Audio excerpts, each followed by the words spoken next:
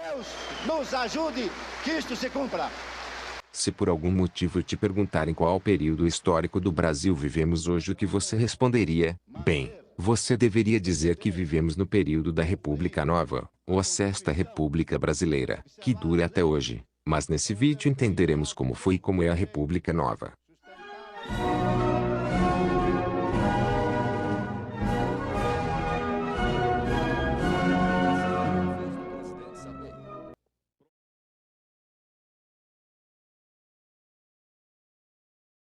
Antes da nova república surgir no Brasil, o Brasil tinha como seu regime uma ditadura militar. A ditadura militar, ou a Quinta República Brasileira, foi um regime que surgiu do golpe de 1964, que acabou com a democracia e colocou militares para governar o Brasil. Esse regime durou 21 anos. E durante esse longo período os brasileiros sempre pediram por uma eleição democrática e direta, porém os militares sempre rejeitavam isso. E depois de muito tempo de autoritarismo chegou no governo do presidente Ernesto Geisel. O governo de Ernesto Geisel foi muito importante para a redemocratização no Brasil. No seu governo ele revogou a AI-5, e no seu governo ele liberou algumas liberdades para os cidadãos. E desde o governo de Ernesto Geisel aos poucos os militares começaram a devolver os direitos políticos para os civis, porém a redemocratização no Brasil não acabou no governo de Ernesto Geisel. O sucessor de Geisel, João Figueiredo, acabou sendo responsável pela volta da democracia no Brasil.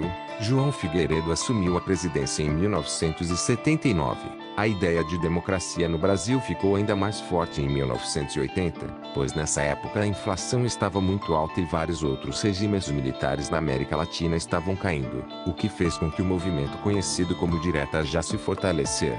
Então, para acalmar a população, os militares resolveram dar mais direitos civis durante o governo João Figueiredo. Então, em 1985, os militares aprovaram que civis pudessem participar das eleições. Assim, em 1985 acontece a última eleição indireta do Brasil, entre Tancredo Neves e Paulo Maluf, com a vitória de Tancredo Neves. Porém, pouco tempo antes de assumir a presidência do Brasil, Tancredo Neves faleceu por causa de uma doença, e o seu vice acabou assumindo a presidência, José Sarney. A subida de José Sarney ao poder é considerado o fim da ditadura militar e o início da nova república.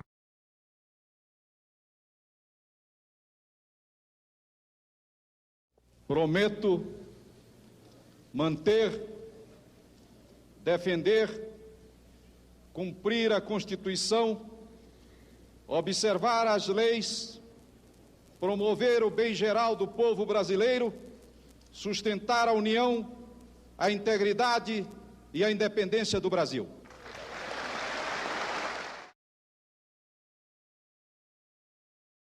José Sarney se tornou presidente em 1985, sendo impulsado o 31º presidente do Brasil. Seu governo foi marcado por duas coisas: o combate à inflação e a Assembleia Constituinte. No combate à inflação, José Sarney criou o Plano Cruzado. O Plano Cruzado foi um projeto de José Sarney para congelar os preços, para assim tentar combater a inflação. No início, o Plano Cruzado mostrou resultados positivos. Mas depois de algum tempo a inflação voltou a crescer e o Plano Cruzado falhou, pois as produções diminuíram e os investimentos no Brasil caíram. Então José Sarney faz o Plano Cruzado 2, que também não deu muito certo. José Sarney tentou fazer várias medidas para tentar barrar a inflação, porém a maioria dos planos do seu governo não mostrou muitos resultados. Mas outra coisa que marcou o seu governo foi a Assembleia Constituinte. Essa foi uma assembleia criada com o objetivo de substituir a Constituição de 1967 por uma nova Constituição. E a Constituição foi sendo debatida. A Assembleia foi comandada por Ulisses Guimarães, o presidente da Câmara dos Deputados. E a Constituição ficou pronta em 1988. Assim nasce essa Constituição de 1988. Que existe até hoje. E depois da Constituição em 1989 aconteceu a primeira eleição democrática e direta do Brasil desde o fim da ditadura militar, a eleição de 1989. No final da eleição, a eleição ficou entre Fernando Collor de Mello contra Luiz Inácio Lula da Silva. No final da eleição, Collor consegue se eleger e derrota Lula. Assim, Collor se torna presidente em 1990, sendo o primeiro presidente eleito democraticamente no Brasil desde o fim da ditadura militar. Prometo manter, defender e cumprir a Constituição, observar as leis, promover o bem geral e sustentar a união, a integridade e a independência do Brasil.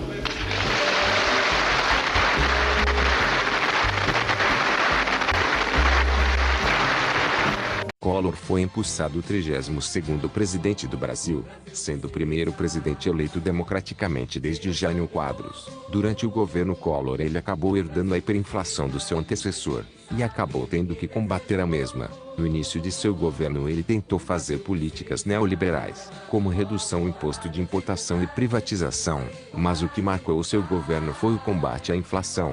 Então o governo Collor acabou criando o chamado Plano Brasil Novo, comandada pela ministra da Fazenda Zélia Cardoso de Mello. Esse também é conhecido como o Plano Collor I. Durante o governo Collor houve vários planos para tentar combater a inflação, como o Plano Collor I, o Plano Collor II e o Plano Marcílio. No Plano Collor I o governo tentou substituir a moeda do Brasil, trocando o novo cruzado pelo cruzeiro, e pelo controle de preços, mas não deu certo. Então em 1991 Collor faz o Plano Collor II, onde ele mais uma vez tentou congelar os preços. No início a inflação deu uma queda, porém ela voltou a crescer de novo. E também uma coisa interessante que aconteceu no governo Collor foi um conflito militar entre as Forças Armadas do Brasil contra as Farc. Em 1991 as Farc fizeram um ataque na fronteira do Brasil com a Colômbia, o que fez com que Collor mandasse soldados para combater os guerrilheiros na fronteira da Colômbia para recuperar as armas roubadas pelas forças das Farc. Com o fracasso do Plano Collor, o governo Collor decide fazer uma coisa que foi um tiro no pé. Ele decidiu confiscar as poupanças. Os confiscos de poupanças foi mais tentativa de tentar diminuir a inflação, porém os confiscos geram muita revolta entre os brasileiros. A população ficou tão indignada por perder suas poupanças que até mesmo a taxa de suicídios aumentou. E depois de descobrirem escândalos de corrupção no governo Collor, o Congresso decidiu fazer um processo de impeachment contra Collor, por irregularidades no seu governo.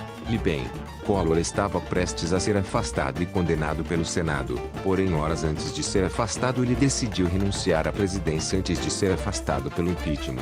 Assim em dezembro de 1992 subiu ao poder no Brasil o vice de Collor, Itamar Franco.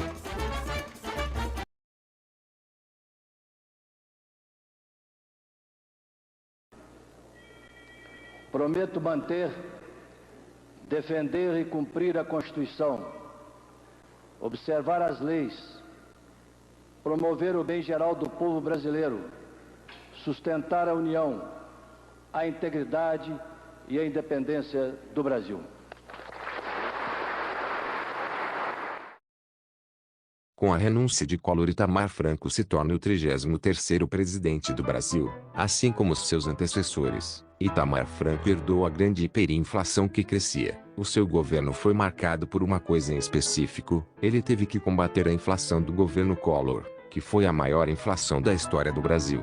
Então o governo Itamar Franco fez o chamado Plano Real. O Plano Real foi um plano econômico proposto pelo então ministro da Fazenda Fernando Henrique Cardoso, onde foi criada uma nova moeda brasileira, o real, com o objetivo de acabar com a hiperinflação. E bem, ao contrário dos outros planos de combate à inflação no Brasil, o Plano Real foi um sucesso. A inflação no Brasil caiu drasticamente e os preços ficaram estabilizados. A economia se estabilizou e a hiperinflação caiu. Outra coisa que aconteceu no governo Itamar Franco foi a República do Pão de Queijo. Esse era o apelido do governo de Itamar Franco, pois o seu governo era composto por vários mineiros. E o próprio Itamar era mineiro. No seu governo aconteceu também o plebiscito de 1993. Esse plebiscito foi uma votação para definir o sistema de governo do Brasil, entre a república presidencialista contra a monarquia parlamentarista. No final o povo escolheu continuar sendo uma república presidencialista, apesar que alguns monarquistas até hoje dizem que houve fraude. No final do governo de Itamar Franco, o ministro da Fazenda Fernando Henrique Cardoso ficou muito popular por causa do sucesso do Plano Real. Então Fernando Henrique Cardoso se candidata em 1994 para a presidência da República. Assim em 1994 começam as eleições de 1994. No final da eleição ficou entre Fernando Henrique Cardoso contra Luiz Inácio Lula da Silva. De novo, Lula perde a eleição de novo, para Fernando Henrique Cardoso, que se torna presidente. Prometo manter, defender e cumprir a Constituição, observar as leis, promover o bem geral do povo brasileiro, sustentar a união, a integridade e a independência do Brasil.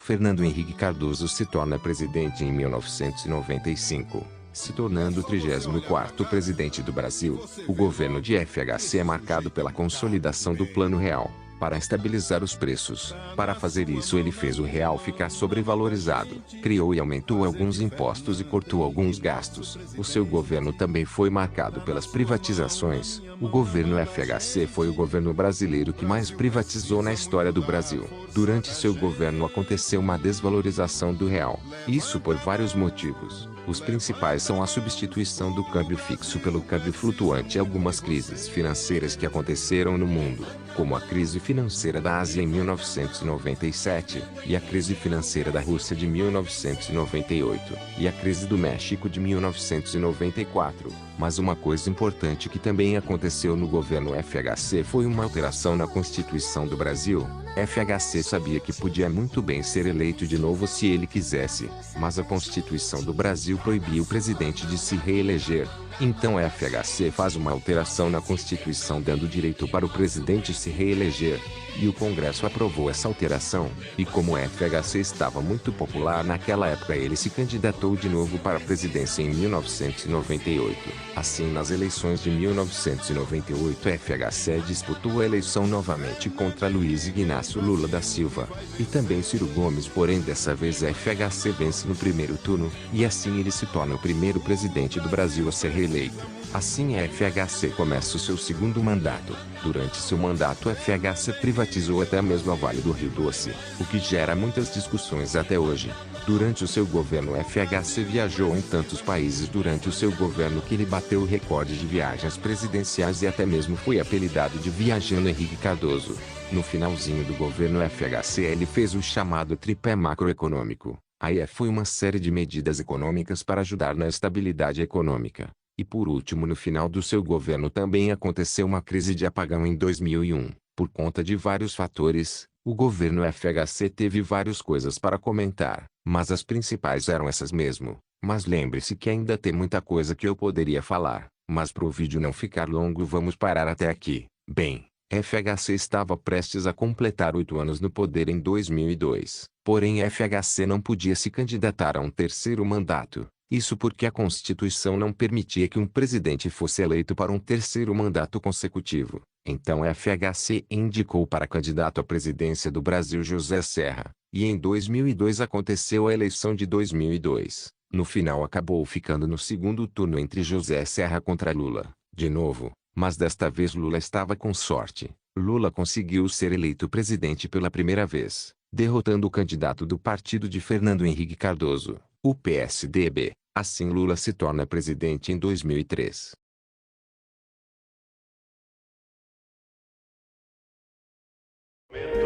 Manter, defender e cumprir a Constituição, observar as leis, promover o bem geral do povo brasileiro, sustentar a união, a integridade e a independência do Brasil. Lula foi empossado o 35º presidente do Brasil. O governo Lula foi o início de um longo período de 14 anos onde o Partido dos Trabalhadores governaria o Brasil, que só deixariam o poder em 2016. O início de seu governo foi marcado por um grande crescimento econômico, isso devido a principalmente o boom das commodities, e também por causa das políticas de seu antecessor, como o tripé macroeconômico. O boom das commodities basicamente foi um disparo nas vendas dos commodities para alguns países como a China. O governo Lula também focou muito em projetos sociais para combater a pobreza, como o projeto do Fome Zero e o Bolsa Família. projetos que ajudaram muitas pessoas a saírem da miséria. Internacionalmente, durante o governo Lula em 2004, o Brasil liderou uma missão de paz da ONU no Haiti. Apesar que essa missão não deu muito certo. Mas enfim, Lula ficou muito popular por causa do crescimento econômico e seus programas sociais. Então chegamos em 2006. Nesse ano aconteceu uma nova eleição.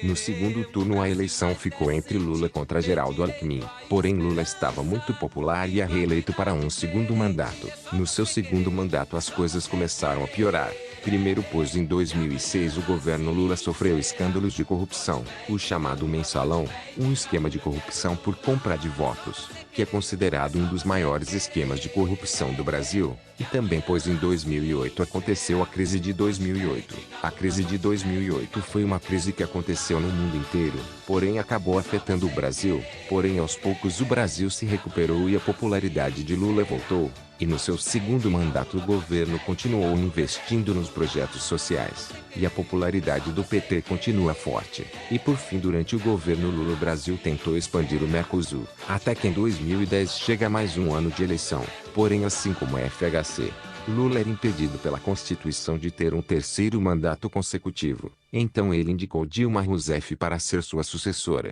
Assim, nas eleições de 2010 ficou no segundo turno Dilma Rousseff contra José Serra. Dilma consegue vencer a eleição com a popularidade de Lula. E assim Dilma se torna a primeira presidente mulher do Brasil.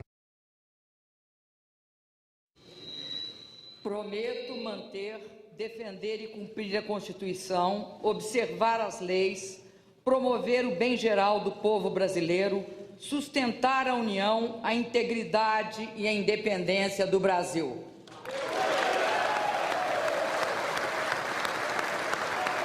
Dilma foi impulsada a 36ª presidente do Brasil, e a primeira presidente mulher do Brasil. A subida de Dilma ao poder mostra a consolidação do PT no poder no Brasil. No início de seu governo em 2011, Dilma tentou manter as políticas de combate à pobreza de Lula. E no seu governo ele criou a nova matriz econômica, onde o governo passou a ter mais intervenção estatal e juros baixos para favorecer a indústria. Mas isso não deu muito certo, pois futuramente isso acabaria ajudando a gerar a crise de 2014. Porém, o seu governo teria várias crises econômicas, pois as exportações de commodities da China começariam a cair e também pelo abandono do tripé macroeconômico, e os planos de aumentar a infraestrutura que falharam. Em 2012 Dilma fez um discurso na ONU defendendo a Palestina, o que gera polêmicas. Em 2013 aconteceu as chamadas Jornadas de Junho, onde aconteceu várias manifestações contra o governo Dilma, pedindo para baixar algumas tarifas. Durante o governo Dilma aconteceu também uma crise diplomática com os Estados Unidos. Isso porque os Estados Unidos fizeram alguns casos de espionagem no governo Dilma, o que causou uma crise diplomática entre o Brasil e os Estados Unidos. Com o passar do tempo o PIB do Brasil começou a cair e a inflação a aumentar de novo. Em 2014, durante o governo Dilma, o Brasil sediou a Copa do Mundo de 2014, o que gerou mais protestos contra Dilma, pois isso acabou gerando muitos gastos para a construção de estádios. Então chegamos em 2014. Nesse ano a crise de 2014 começa e também acontece uma crise política no Brasil, pois nesse ano começou a Operação Lava Jato, uma grande operação da Polícia Federal anticorrupção, que acabou gerando uma grande crise política no governo Dilma. Então chega a eleição de 2014. Nessa eleição a oposição contra Dilma apontou Aécio Neves para a presidência, e Dilma tenta se reeleger. Porém, mesmo perdendo muita popularidade, Dilma é reeleita. Muitos ficaram inconformados pela reeleição de Dilma. Então várias manifestações aconteceram no Brasil inteiro contra a presidente, ainda mais depois dos casos de corrupção descobertos pela Operação Lava Jato. Um dos movimentos que lideraram a oposição foi o MBL e o Vem Pra Rua. E entre 2015 e 2016 o desemprego e a inflação só cresciam e o PIB caiu. Então, devido a tantas crises, em 2016 Dilma Rousseff sofreu um impeachment. Ela foi acusada de fazer pedaladas fiscais. Dilma acusou os parlamentares que fizeram impeachment de golpe. E até hoje existem pessoas que acreditam que foi golpe. Então em 2016 Dilma é afastada e então seu vice assume, Michel Temer, que se torna presidente em 2016.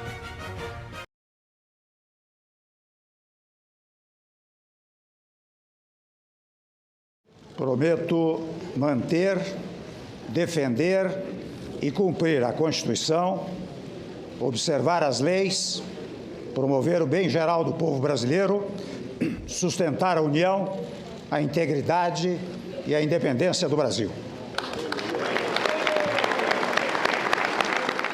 Temer foi impulsado o 37º presidente do Brasil. Temer herdou as crises do governo Dilma. Além disso, Temer assumiu a presidência sendo muito rejeitado, pois alguns apoiadores de Dilma acusavam ele de ser um golpista que derrubou Dilma. Sendo então Temer o presidente do Brasil mais rejeitado da história, Temer, herdando essa recessão, acabou tomando várias medidas para reverter a crise. No governo dele foi aprovada a PEC dos tetos de gastos. E em 2017 Temer criou a reforma trabalhista de 2017. Para reverter a crise, Temer tentou fazer metas fiscais, e com o passar do tempo o Brasil foi se recuperando da recessão e o PIB voltou a crescer um pouco.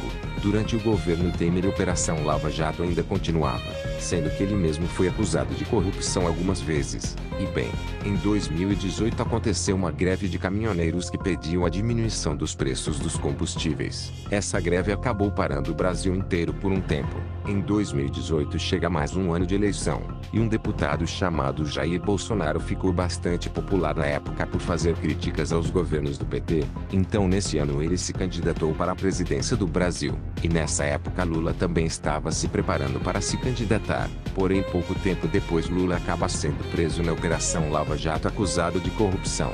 Então o PT coloca Fernando Haddad para ser o candidato do partido. Assim, no segundo turno da eleição de 2018 fica entre Fernando Haddad contra Jair Bolsonaro, e no final Bolsonaro consegue ser eleito.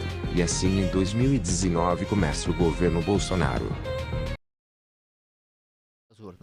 Prometo manter, defender e cumprir a Constituição, observar as leis, promover o bem geral do povo brasileiro, sustentar a união, a integridade e a independência do Brasil.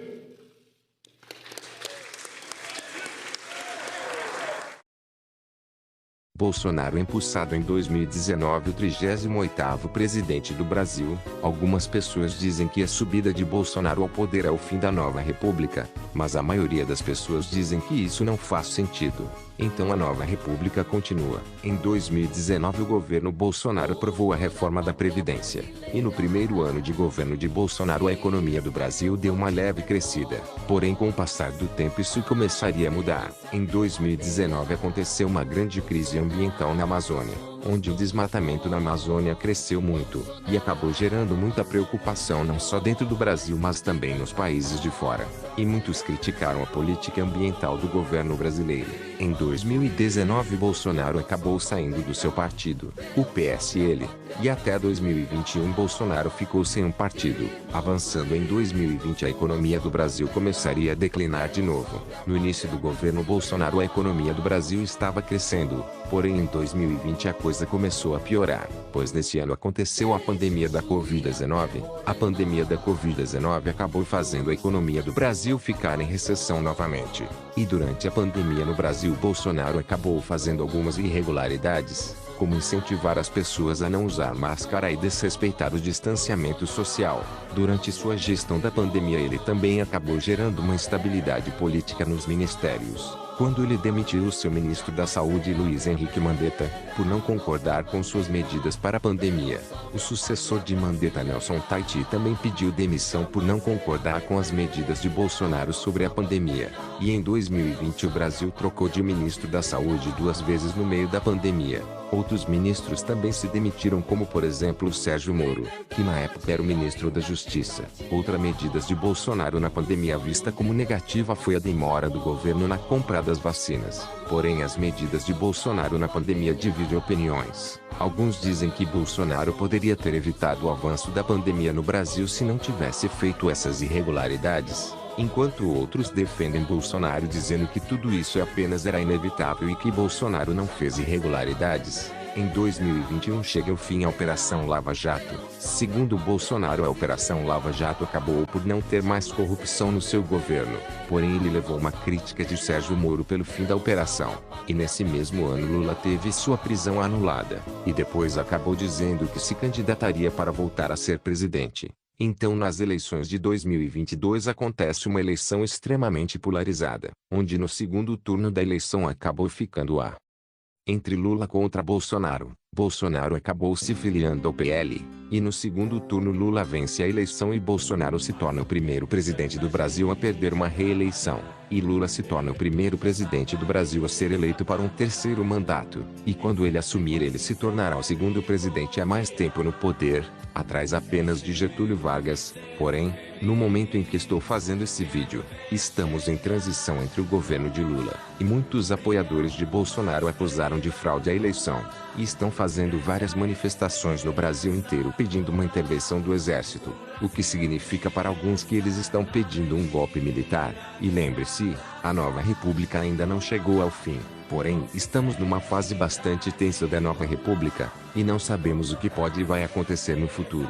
A única coisa que sabemos é que em 2023 Lula voltará a ser presidente, e teremos mais um governo do PT, porém o resto da história da nova república ainda vai ser escrita.